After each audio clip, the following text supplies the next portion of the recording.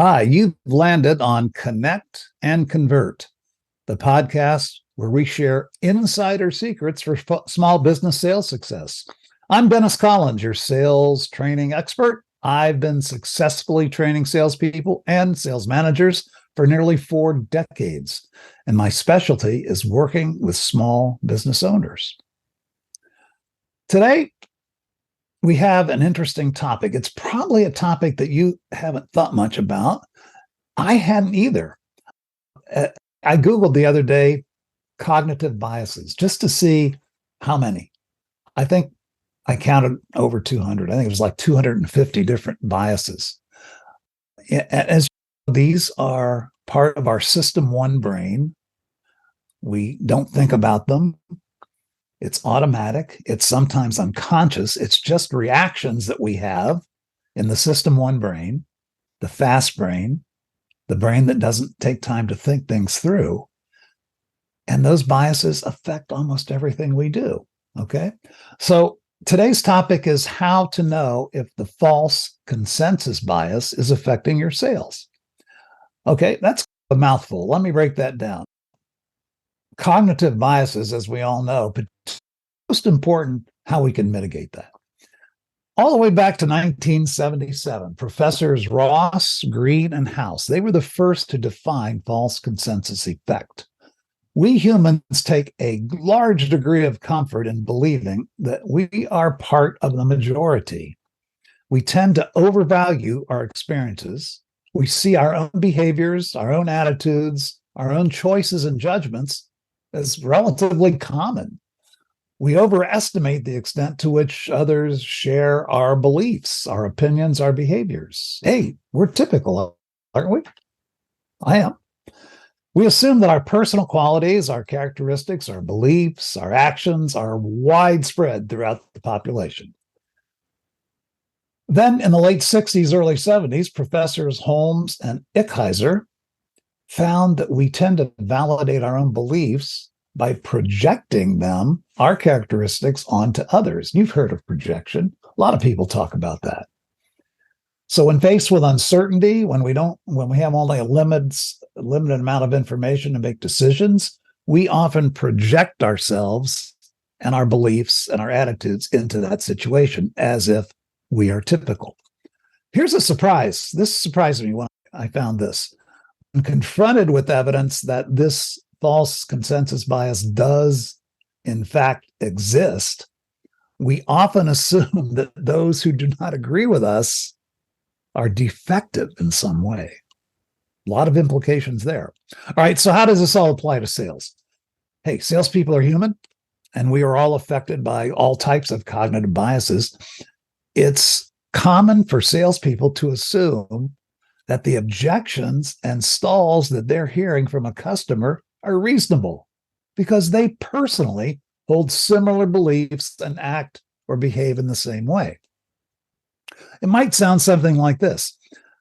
Hey, this sounds reasonable to me. I shop around, so of course my customer should get many quotes. I get the best deal. I always get the best deal. So of course, my customer should shop around for the best deal. I always buy the lowest price. So my customer should press me for the lowest price. I always challenge the first price because, hey, we all know that first price isn't real. It's always too high. And here's one that I think goes to the heart and soul of belief and confidence. I don't think what we charge for our product or services is fair. It's too much. Yeah. A false consensus bias. If I feel that way, everyone feels that way. So what's the potential impact? A seller who is a careful shopper and is overly price sensitive in their personal life is affected by the false consensus bias. Here's what can happen. False belief one, every customer values price above all else. So we cave on price quickly and often with little or no pressure from the customer. False belief two, focusing too much time on justifying price while ignoring other benefits of the offering. We assume that price is the only criteria for the purchase. False belief three, ignoring customers who are willing to pay more for premium features, for excellence in service. Yes, they exist. If you don't value that, don't let your false consensus bias make you believe no one values that. Here's number 5, and I hear this a lot in my consulting practice. Every objection is really a price objection.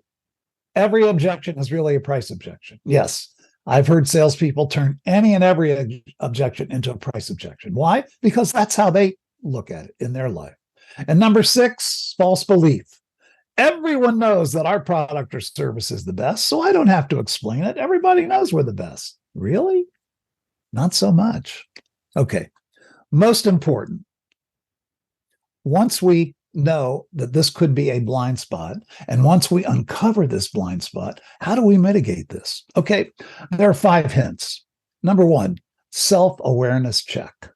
Are you projecting your beliefs and buying behaviors onto others? That's a gut check. Are you? Could be.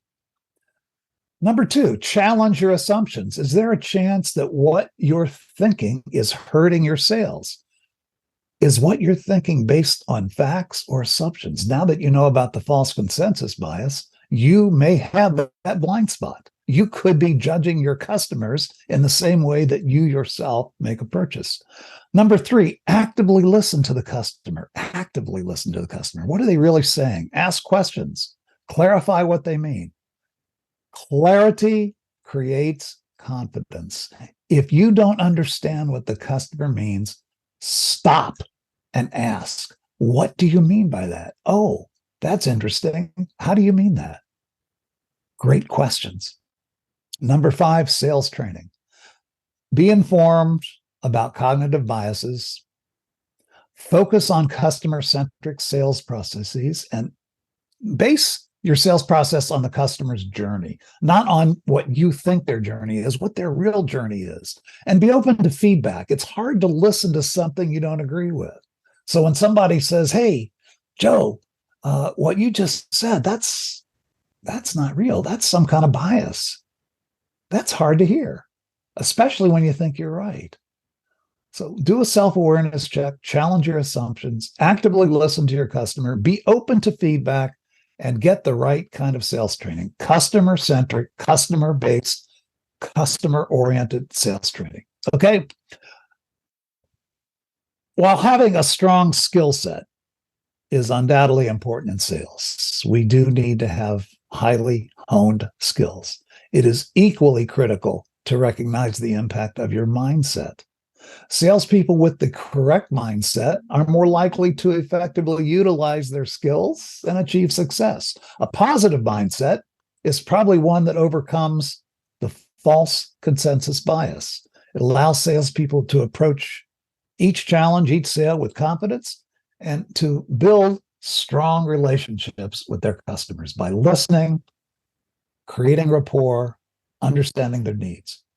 A growth mindset is about continuous learning, building new skills, embracing new strategies and techniques. Therefore, my conclusion is simple. While skill set is important, mindset plays a significant role in sales success. Selling is not just about your skill set, it's about your mindset. Okay, that's all for today.